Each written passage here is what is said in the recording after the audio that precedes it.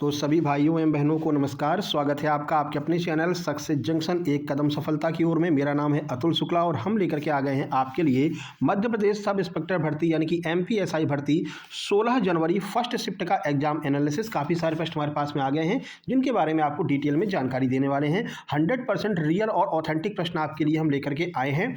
ठीक है, तो सबसे ज़्यादा प्रश्न और सबसे ज़्यादा डिटेल में आपको यहाँ पर देखने को मिलेंगे, क्योंकि यही प्रश्न आपको रिपीट होते हुए नजर आएंगे और जो हम डिटेल आपको करवाते हैं इन डिटेल से भी सीधे सीधे प्रश्न आपको एग्जाम में देखने को मिलेंगे। तो वीडियो को शुरू से लेकर के अंत तक आपको देखना है, तभी यह आपके लिए फायदेमंद साबित होगा। तो चलिए वीडियो को लाइक करके चैनल को सब्सक्राइब कर दीजिए, जिससे आगे आने वाली सारे एग्जाम एनालिसिस की वीडियो आप तक पहुंच सके। शुरुआत करते हैं जीके जीएस साइंस से। ये जो प्रश्न है वो बीएसएफ में वर्तमान में एक हमारे मित्र हैं जो बीएसएफ में भर्ती हो गए हैं, तो उनके द्वारा ये प्रश्न भेजे गए हैं। एमपीएसआई का एग्जाम देने आए थे, सौरभ नाम है उनका। चलो शुरू करते हैं। मौर्य साम्राज्य का संस्थापक कौन था? तो चंद्रगुप्त मौर्य जो है वो मौर्य साम्राज्य के संस्थापक थे। लेकिन अब आपको डिटेल पूरा पढ़ना है, क्योंकि ये डिटेल से प्रश्न आपसे पूछे जा रहे हैं। कथन बना बना करके, कारण बना बना करके प्रश्न पूछे जा रहे हैं। कथन कारण के कैसे प्रश्न आए वो आपको लास्ट में देखने को मिल जाएंगे। कुछ प्रश्न हमें कथन कारण वाले एग्जैक्ट उन्होंने फोन किया था हमको, और उनकी कॉल रिकॉर्डिंग भी हमारे पास में है। तो उन्होंने फोन के द्वारा जो है हमको पूरी बताई थी, पूरी की कैसे कैसे प्रश्न आए थे। ठीक है, चलो। तो मौर्य साम्राज्य के संस्थापक चंद्रगुप्त मौर्य थे, जिन्होंने लगभग 322 ईसा पूर्व में नंद वंश को हरा करके इस विशाल साम्राज्य की नींव रखी, जिसे उनके गुरु चाणक्य कौटिल्य के मार्गदर्शन और समर्थन से स्थापित किया गया था। अब मुख्य बिंदु देख लीजिए, इतना डिटेल में आपको केवल सक्सेस जंक्शन पर ही मिलेगा। संस्थापक हैं चंद्रगुप्त मौर्य, स्थापना वर्ष है 322 ईसा पूर्व, और गुरु और सलाहकार हैं कौन? कौटिल्य, जिन्होंने अर्थशास्त्र की भी स्थापना की थी, मतलब अर्थशास्त्र की भी रचना की थी। ये भी आपको याद रखना है। चलिए आगे बढ़ लेते हैं, कुछ और आपको इस प्रश्न के बारे में बता दें। तो चंद्रगुप्त मौर्य ने भारतीय उपमहाद्वीप के एक बड़े हिस्से को एकजुट किया। उत्तर में हिमालय से, दक्षिण में दक्कन के पठार और पश्चिम में सिंधु घाटी तक अपने राज्य को इन्होंने पहुंचाने का कार्य किया। चलिए आगे बढ़ने से पहले आप लोगों को बता दें भाई, जिस तरह से शुक्ला सर के सुपर नोट्स का जलवा एमपी पुलिस कांस्टेबल और एमपी आबकारी में रहा था, उसी तरह से एमपीएसआई में भी शुक्ला सर के सुपर नोट्स का जलवा रहा है। जो हमने लास्ट में आपको मैराथन करवाई है, मैराथन से सीधे सीधे प्रश्न आज देखने को मिले हैं इस एग्जाम में। तो चलिए आपको धीरे धीरे बताते भी चलेंगे कौन कौन से क्वेश्चन हमने कराए थे जो आपको आज इस एग्जाम में देखने को मिले हैं। तो अभी भी आपके पास में चांस है, अभी भी आप कंप्लीट सुपर सिलेक्शन नोट्स लेकर के अपनी तैयारी को और धार दे सकते हैं। ठीक है ना, सभी 10 सब्जेक्ट के कंप्लीट सुपर सिलेक्शन नोट्स जो अभी तक 199 मिल रहे थे, नहीं भैया कम कर दिया है, मात्र 159 रुपए में आपको ये कंप्लीट थ्योरी नोट्स, एमसीक्यू और मैराथन जितनी करा रखी है वो सारी मैराथन भी आपको मिलेंगी। साथ ही साथ में ये जो एनालिसिस करवा रहे हैं, इस एनालिसिस की पीडीएफ भी आपको इसी के साथ में मिलेगी जो लोग नोट्स लेंगे। ठीक है, क्योंकि इसको हम एमपीएसआई वाले ग्रुप में डालेंगे। अब देखो, अब आप अगर ये कहो सर थ्योरी पढ़ने का टाइम नहीं है, टाइम बहुत कम बचा है, तो लास्ट में जितनी भी हमने मैराथन करवा रखी थी, जैसे कि 500 प्रश्नों की मैराथन हमने नागरिक शास्त्र की करवा रखी है, 500 प्रश्न हमने आपको हिंदी के दिए हैं, 550 प्रश्न हमने कंप्यूटर के दिए हैं, 550 प्रश्न हमने ज्योग्राफी के दिए हैं, 500 प्रश्न हमने जो है इतिहास के दिए हैं, हिस्ट्री के दिए हैं, 350 प्रश्न लगभग हमने इंग्लिश के दिए हैं, साइंस के लगभग 300 प्रश्न दिए हैं, रीजनिंग के प्रश्न दिए हैं। तो ये सारे प्रश्न आपके लिए बहुत महत्वपूर्ण है, यही आप करके चले जाएंगे तब भी आपका काम हो जाएगा। तो अगर केवल आपको मैराथन चाहिए तो मैराथन की पीडीएफ और स्पेशल टॉपिक की पीडीएफ मात्र 121 रुपए में आपको दी जा रही है। आप ये मैराथन की पीडीएफ भी केवल ले सकते हैं। और अगर आपका आगे जेल प्रहरी या फिर क्षेत्र रक्षक का एग्जाम है तो आप ये 159 वाली पीडीएफ लेना, इसमें आपको थ्योरी भी मिल जाएगी।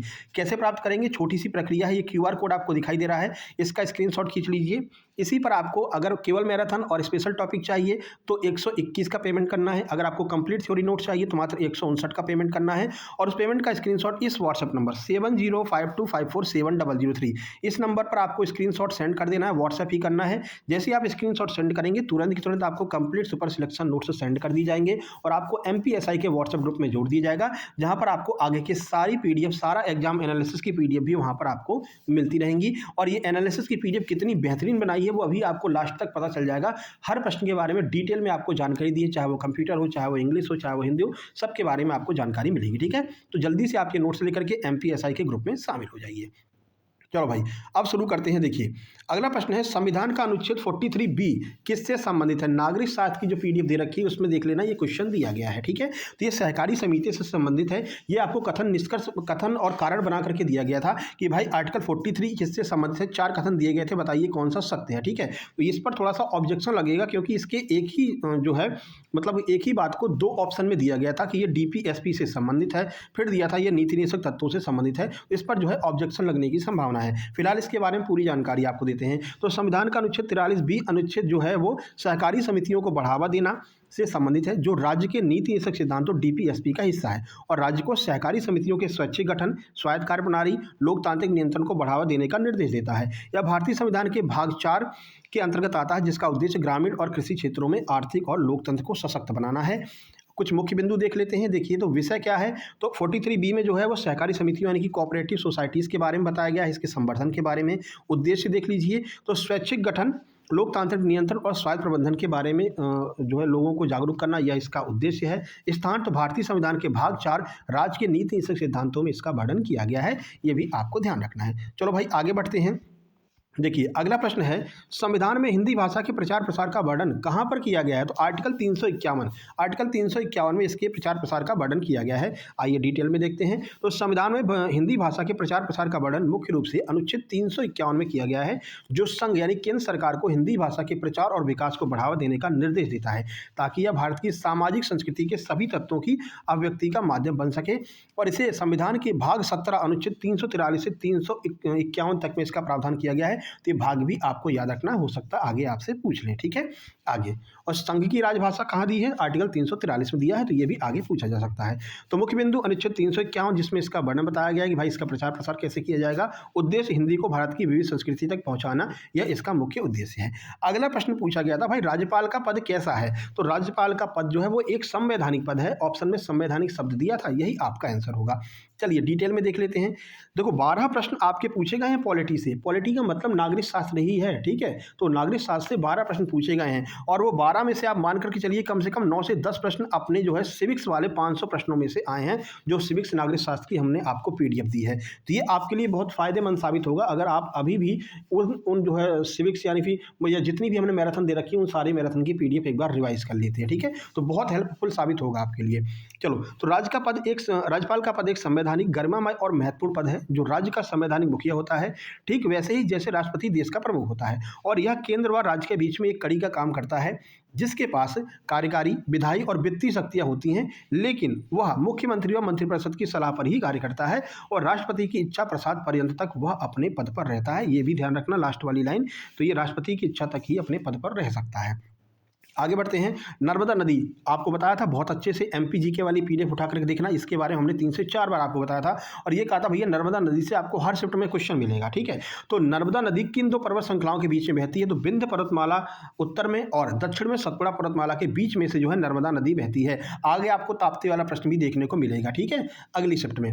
देखिए, तो नर्मदा नदी मुख्य रूप से विंध्य पर्वतमाला उत्तर में और सतपुड़ा पर्वत श्रृंखला दक्षिण के बीच में एक भ्रंश घाटी रिफ्ट वैली में बहती है, जो इसे भारत की पश्चिम प्रवाहित नदियों में से एक बनाती है, ठीक है। आज का पेपर थोड़ा सा लेट चालू भी हुआ था और लेट ही छूटा था। 1 बजे का टाइम था छूटने का, लगभग 1:30 बज गए थे छूटते छूटते, और लड़के 2-2:30 बजे के बीच में बाहर आ पाए हैं। तो फिर उन्होंने हमारे पास से प्रश्न भेजे हैं, जिनका हम आपको एनालिसिस करवा रहे हैं ना, तो थोड़ा सा आपको वेट करना पड़ेगा, तभी आपको, देखो अच्छी चीज़ों के लिए थोड़ा सा वेट करना पड़ता है ना। तो ये डिटेल में आपको और कोई नहीं कराएगा। हाँ, ये जरूर है कि अभी जैसे हम ये वीडियो अपलोड करेंगे, इसकी कॉपी करने के लिए बहुत सारे लोग आ जाएंगे, और यही प्रश्न थोड़ी देर बाद आपको अलग अलग चैनल्स पर तैरते हुए दिखाई देंगे। और जहाँ पर भी दिखाई दे, नीचे जाकर कमेंट कर देना कि ये तो शुक्ला सर के प्रश्न है भैया, ठीक है। एक मैथ वाले सर हैं, वो तुरंत कॉपी करते हैं, आ जाते हैं तुरंत, हाँ भैया दिखाओ, आ गए, चलो तुरंत कॉपी करेंगे। ओम शांति वाले बाबा, ठीक है, उनको तो हम ओम शांति वाले बाबा कहते हैं। तुरंत कॉपी करेंगे आकर के, और फिर उसी को लाइव आकर के करवाएंगे, और फिर अपने सब्सक्राइबर जोड़ेंगे, ठीक है। लाइव में उन्होंने बोल रखा है भैया कमेंट वही कर सकता है जो सब्सक्राइब करेगा, वो वाला ऑप्शन उन्होंने कर रखा है, तो उनके सब्सक्राइबर तेज़ी से बढ़ जाते हैं, फिर हमको ज्ञान देते हैं कि हमारे सब्सक्राइबर बढ़ रहे हैं। हाँ, सारी बातें हमको पता है, खैर चलो छोड़ो। चलो देखते हैं। तो नर्मदा नदी मुख्य रूप से विंध्य पर्वतमाला और सतपुड़ा पर्वतमाला के बीच में एक भ्रंश घाटी में बहती है। तो उत्तर में विंध्य पर्वतमाला, दक्षिण में सतपुड़ा पर्वतमाला, ठीक है। और ये रिफ्ट वैली से होकर के बहती है, एस्चुरी का निर्माण करती है। तो नर्मदा और ताप्ती दोनों एस्चुरी का निर्माण करती हैं, ध्यान रखना। आगे बढ़ते हैं, अगला प्रश्न अनुच्छेद 19। काफ़ी सारे प्रश्न हमारे पास में, तो डिटेल में कराने में थोड़ा सा समय लगेगा, तो थोड़ा सा आपको यहाँ पर समय देना पड़ेगा अगर अच्छी चीज़ें चाहिए तो। अनुच्छेद 19 में कितने प्रकार की स्वतंत्रताएं दी गई हैं, ये भी आपको हमने सिविक्स वाली मैराथन में करा रखी है। 6 प्रकार की स्वतंत्रताएं दी हैं। आर्टिकल 17, आर्टिकल 18 भी हमने करा रखा है, उसी के नीचे आपको देखने को मिल जाएगा ये अनुच्छेद 19 वाला, ठीक है।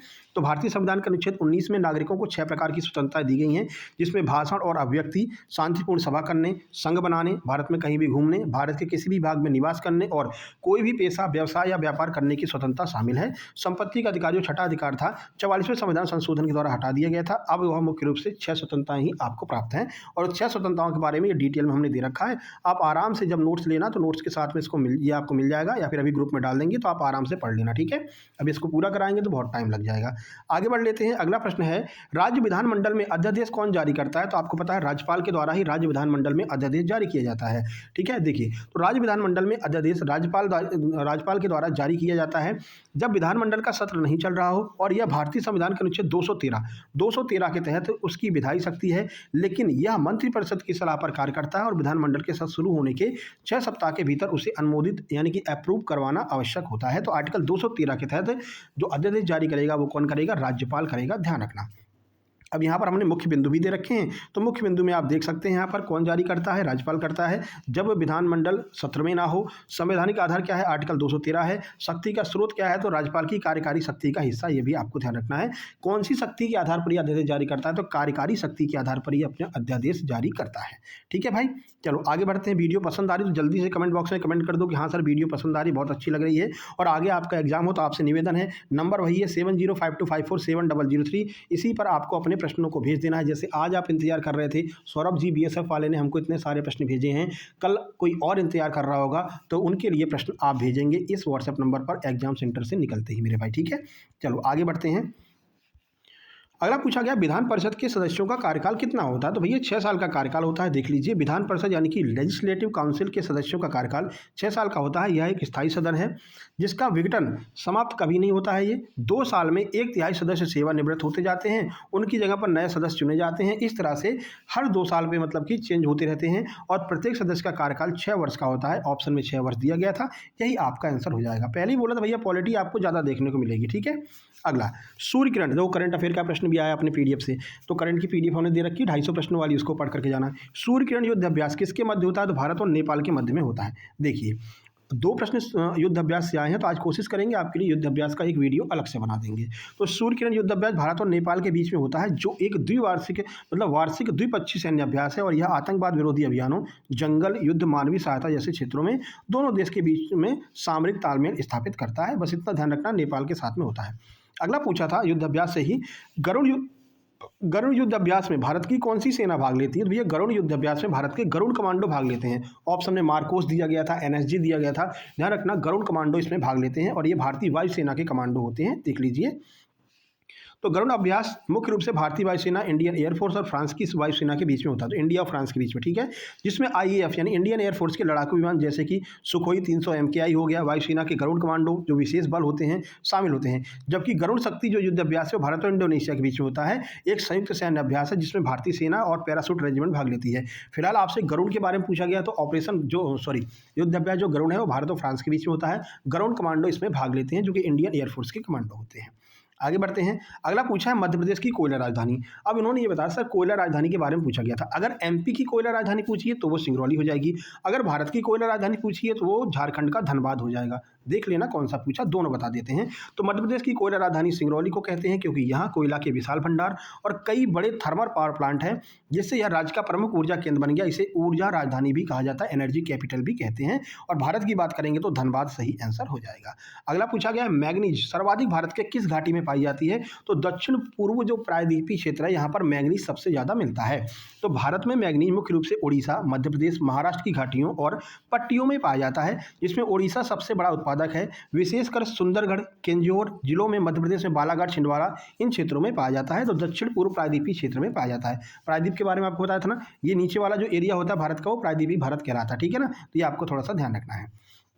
चलो आगे बढ़ते हैं। अब देखो ये कथन निष्कर्ष वाला कैसे दिया गया था, 4 ऑप्शन दिए थे। सिंधु घाटी सभ्यता के लिए सत्य कथन चुनिए, ये एज इट इज ऐसा ही आया है। ऑप्शन ए है घोड़े का वर्णन सिंधु घाटी सभ्यता में कई बार हुआ है, क्या ये सही है? ऑप्शन बी है सिंधु घाटी सभ्यता के लोग मुर्गी पालन करते थे, क्या ये सही है? ऑप्शन सी है कुबड़ वाला बैल सिंधु घाटी सभ्यता के लोगों का मुख्य पशु था, या ऑप्शन नंबर डी दिया गया था कि चारों सही है। बताइए कितने सही हैं, आइए देख लेते हैं। सही आंसर होगा केवल ऑप्शन नंबर सी सही है। वो क्यों सही है वो देख लो, कुबड़ वाला बैल जो है ये बिल्कुल सही है। तो मोहरों और टेराकोटा कलाकृतियों पर कुबड़ वाले बैल का चित्रण सबसे आम है, जो यह इंगित करता है कि यह सिंधु घाटी सभ्यता में एक महत्वपूर्ण और संभवतः पवित्र पशु था। तो इसके बारे में तो देखने को मिलता है सिंधु घाटी सभ्यता में, लेकिन बाकी वाले गलत क्यों हैं तो ये भी देख लो भैया क्यों गलत है। देखो इसलिए कह रहे पूरा डिटेल में बताएंगे आपको। घोड़े का वर्णन सिंधु घाटी सभ्यता में कई बार हुआ है, यह कथन असत्य है। सिंधु घाटी सभ्यता के लोगों के द्वारा घोड़े का व्यापक उपयोग या उन्हें पालतू बनाए जाने के संबंध में संदेह है, यह एक बहस का विषय है, साक्ष्य निर्णायक नहीं, यानी कि घोड़े के बारे में इनको पता नहीं था, ऐसा बताया जाता है। अगला, सिंधु घाटी सभ्यता के लोग मुर्गी पालन करते थे, क्या ये सही है? इस बात का कोई निर्णायक प्रमाण नहीं है कि वे विशेष रूप से मुर्गी पालन करते थे। वे मवेशी, भेड़, बकरी और भैंस जैसी चीज़ों को पालते थे, लेकिन मुर्गी पालन नहीं करते थे। इसलिए से ये दोनों गलत हो गए हैं और केवल ऑप्शन नंबर सी ही सही होगा। ऑप्शन 4 हट जाएगा क्योंकि वो कह रहा सभी सही है, तो सभी तो सही है नहीं। ठीक है, आ गया, आगे बढ़ते हैं। अगला पूछा गया है, जहांगीर ने कौन सी प्रणाली चालू की थी? तो जहांगीर ने मुख्य रूप से 2 अस्पा और सिंह अस्पा नामक एक सैन्य प्रणाली और जंजीर ए अदल यानी न्याय की जंजीर, ये पढ़ाई थी ना आपको, न्याय की जंजीर याद होगा आपको, देख लेना। जो हमने आपको हिस्ट्री की पहली मैराथन कराई है 200 प्रश्नों वाली, उसमें देखना ये हमने जंजीर ए अदल के बारे में बताया है, न्याय की जंजीर के बारे में, ठीक है ना। तो ये भी आपको ध्यान रखना, ये सब प्रश्न आपको उन्हीं में से मिलेंगे। भाई हमने 500 प्रश्न ऐसे दिए हैं ना कि जो मतलब कितने कहाँ से पूछेगा, एप्टेक यहीं से पूछेगा। हर सब्जेक्ट के 500 से ऊपर प्रश्न दिए हैं और सबकी पीडीएफ आपको नोट्स के साथ में मिल जाएगी। ठीक है, नामक ने एक न्याय प्रणाली शुरू की थी। 2 अस्पा में मनसबदारों को अपने सवार के 2 गुने घोड़े रखने होते थे और सिंह अस्पा में 3 गुने घोड़े रखने होते थे। और जंजीर अदल यानी न्याय की जंजीर, एक सोने की जंजीर उन्होंने यमुना से लेकर के अपने किले तक बंधवा दी थी कि किसी को कोई समस्या हो ये जंजीर वाली घंटी बजा सकता है। अगला, चिश्ती संप्रदाय के बारे में पूछा गया था। तो चिश्ती संप्रदाय के बारे में जो है ऑप्शन मतलब कि कथन वाले प्रश्न पूछे गए थे। आइए चिश्ती संप्रदाय को थोड़ा सा देख लेते हैं। तो वो चिश्ती संप्रदाय इस्लाम धर्म का एक सूफी संप्रदाय है जो प्रेम, सहिष्णुता और मानव सेवा पर जोर देता है, जिसकी स्थापना अफगानिस्तान के चिश्ती नामक स्थान पर हुई थी।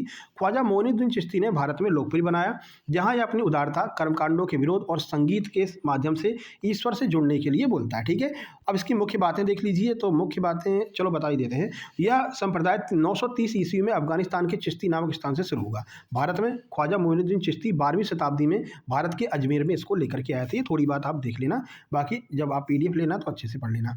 अगला जो करंट अफेयर का पूछा गया है, वाराणसी। वाराणसी से हाइड्रोजन फ्यूल वाणिज्यिक सेवा कहाँ के लिए चालू की गई है? मतलब वाराणसी में कहाँ से चालू की गई थी, ये पूछा गया था, हाइड्रोजन फ्यूल सेवा। तो देखिए, वाराणसी से हाइड्रोजन फ्यूल वाणिज्यिक सेवा नमो घाट से शुरू की गई। कहाँ से? नमो घाट से। ठीक है, जो भारत की पहली स्वदेशी हाइड्रोजन फ्यूल सेल पैसेंजर जहाज वाटर टैक्सी है और यह सेवा नमो घाट से रविदास घाट और वापस के लिए संचालित होती है, जिससे यात्रियों को स्वच्छ प्रदूषण मुक्त गंगा यात्रा का अनुभव मिलता है। तो ये वाराणसी में ही शुरू की गई है, नमो घाट से लेकर के रविदास घाट तक चलती है। दोनों घाट घूम करके आए हैं अपन तो भैया, ठीक है ना। चलो करंट अफेयर देख लो, हर मतलब आपको सारा एनालिसिस मिलेगा, वो भी आपके सहयोग से। आप लोग प्रश्न भेजेंगे तभी तो हम बताएंगे, तो इसीलिए आपसे निवेदन है। साइंस का प्रश्न आया, बहुत ज़्यादा साइंस नहीं पूछी है और मैथ के केवल 2 प्रश्न पूछे। हमने आपसे पहले भी कहा था भैया विश्लेषणात्मक क्षमता दिया है, मैथ अलग से नहीं दिया है, तो मैथ नहीं पूछेंगे। 1-2 प्रश्न पूछ लें तो पूछ लें। 2 प्रश्न मैथ के, 18 प्रश्न रीजनिंग के पूछे गए हैं। बाकी सब 9-9 प्रश्न आए, 9 प्रश्न 12 प्रश्न पॉलिटी के।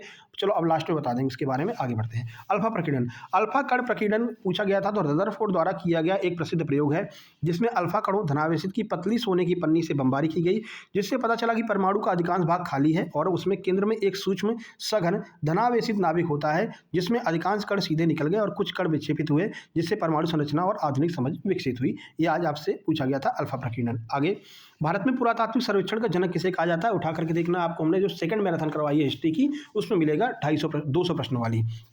इसमें अलेक्जेंडर कनिंघम को माना जाता है। ठीक है, देखो तो भारत में पुरातात्विक सर्वेक्षण के जनक सर अलेक्जेंडर कनिंघम को कहा जाता है, जिन्हें 1861 में भारत सरकार के पहले पुरातात्विक सर्वेक्षक के रूप में नियुक्त किया गया था और उन्होंने भारतीय पुरातात्विक सर्वेक्षण यानी कि ASI की स्थापना की नींव रखी थी। ये एज इट इज हमने ऐसे ही करवाया है, जो है इनका नाम दिया था हमने अलेक्जेंडर कनिंघम का। ठीक है, तो आप चेक कर लेना। आगे, भारतीय संविधान में संघीय प्रणाली कहाँ से ली गई है? और इन्होंने जब हमें कॉल किया ना, तो उन्होंने ये एक बात कही कि सर आपकी मैराथन वाली पीडीएफ से बहुत हेल्प मिली है, बहुत सारे प्रश्न मैराथन वाली पीडीएफ से आए हैं। ठीक है, वो अलग से हम काट करके आपको डाल देंगे ग्रुप में, जिससे आपको विश्वास हो जाए कि हाँ ये कहा था किसी ने, नहीं तो फिर विश्वास ही नहीं करोगे ना।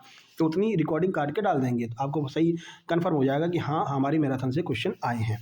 भारतीय संविधान में संघीय प्रणाली कहाँ से ली है? तो ये कनाडा से हमने ली है। तो भारतीय संविधान में संघीय प्रणाली का मॉडल मुख्य रूप से कनाडा से संविधान से लिया गया है, जिसमें एक मजबूत केंद्र और शक्तियों का बंटवारा होता है, जिसमें केंद्र को राज्यों की तुलना में अधिक अधिकार मिलते हैं और भारत की एकता और अखंडता के लिए यह जरूरी था। आगे बढ़ते हैं, थोड़ा सा स्पीड तेज करते हैं। 1857 की क्रांति को किस नाम से जाना जाता है? तो प्रथम स्वतंत्रता संग्राम के नाम से जाना जाता है। ये आपके ऑप्शन में भी दिया गया था।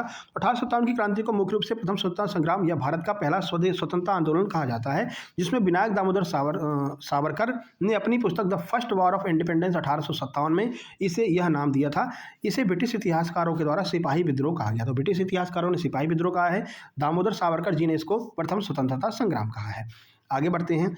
20 नंबर देखिए कथन निष्कर्ष वाला, कह रहे हैं कि कथन क्या दिया है, 1857 की क्रांति का कारण बना अवध को हड़पना, मतलब 1857 की क्रांति का मुख्य कारण था अवध को हड़पना। ठीक है, कारण क्या दिया है, 1857 की क्रांति में जमींदारों को कमजोर करने के लिए 1857 की क्रांति की गई थी, है ना। चलिए इसके बारे में आपको बता देते हैं। तो अवध को हड़पना ये कारण बना और जमींदारों को कमजोर करना, दोनों 1857 के विद्रोह के पहलू हैं, जहां कुशासन के बहाने अवध के विलय ने जमींदारों क्या नाम इसका, तालुकदारों और जनता में असंतोष पैदा किया, जिससे वे ब्रिटिश नीतियों से प्रभावित होकर विद्रोह में शामिल हो गए और अवध के विलय के बाद ब्रिटिश ने उन्हें उनके पारंपरिक अधिकारों को छीन लिया, जिससे वे ब्रिटिश सत्ता को चुनौती देने लगे, जो विद्रोह का एक प्रमुख कारण बना, खास करके जमींदारों के लिए। तो ये दोनों सही हैं, कथन भी सही है और कारण भी सही है, साथ ही साथ में कारण कथन का सही विच्छेद भी कर रहा है, सही जानकारी भी दे रहा है। ठीक है, जब भी आपको ऐसा क्वेश्चन मिले तो ट्रिक बता देते हैं, यहाँ पर आप इसलिए लगा दिया करो, कारण के आगे इसलिए लगा दिया करो, इसलिए तो आपको उत्तर मिल जाएगा। देखो 1857 की क्रांति में जमींदारों को कमजोर करने के लिए 1857 की क्रांति की गई थी, इसलिए 1857 की क्रांति के कारण अवध को हड़पना था। ठीक है, तो मतलब कि इसलिए अवध को हड़पा गया था। तो पहले इन्होंने क्रांति मतलब कि जमींदारों को कमजोर करने के लिए क्रांति की, जिससे जमींदार कमजोर हो गए और इन्होंने क्या किया, विद्रोह कर दिया। ठीक है, उस विद्रोह का फायदा उठा करके 1857 की क्रांति में अवध को जो है हड़प लिया गया। तो इस तरह से आप इन प्रश्नों को सॉल्व कर सकते हैं। कारण के आगे इसलिए लगा लो, अगर इसलिए का जवाब मिल जाए तो हाँ भैया जो कारण है वो कथन का सही मतलब कि वो कर रहा है, सही सपोर्ट कर रहा है। ठीक है, चलो आगे बढ़ते हैं। अगला देखिए, अगला ये क्वेश्चन कंफर्म नहीं हुआ है, मध्य प्रांत का राज्यपाल बनने के बाद एमपी का मुख्यमंत्री कौन बना था, तो ये कुछ कंफर्म नहीं हुआ, शायद पंडित रविशंकर शुक्ल थे, ऐसा कुछ था, हो सकता है इसका आंसर ये हो। आपको याद हो तो कमेंट बॉक्स में कमेंट करना। अब मैथ रीजनिंग देख लेते हैं। तो मैथ के 2 प्रश्न आए हैं मात्र, रीजनिंग के 18 प्रश्न आए हैं। चलो मैथ के 2 प्रश्न देखते हैं। तो 2 भाइयों की आयु का अनुपात 3:5 है, गुणनफल 135 है, तो छोटे भाई की उम्र बता दीजिए। अगला मैथ का प्रश्न क्या आया था, कौन सी संख्या 4 से विभाज्य होगी, तो विभाज्यता का नियम पूछा है और 4 से विभाज्यता का नियम आपसे पूछा गया है। चलिए आगे बढ़ते हैं। आवाज़ आ रही ना आप लोगों को परफेक्ट। चलो अगला है, 2 भाइयों की आयु का अनुपात, ये बता दिया आपको, 8:30 बजे घंटे और मिनट के बीच में कितने डिग्री का कोण होगा। अगला है 20 मार्च 1991 को बुधवार है, तो 20 मार्च 1992 को कौन सा दिन होगा, ये कैलेंडर से पूछा गया है। 2 प्रश्न आपके डायरेक्शन से पूछे गए हैं। मानसिक अभिरुचि से 3 प्रश्न पूछे गए हैं। एक प्रश्न कुछ इस तरह से पूछा गया था कि 11, 22, 33, 44 में से कौन सा अलग है, तो इसमें 11 अलग हो जाएगा क्योंकि बाकी सारी संख्याएं कट जाएंगी, केवल 11 नहीं कटेगा।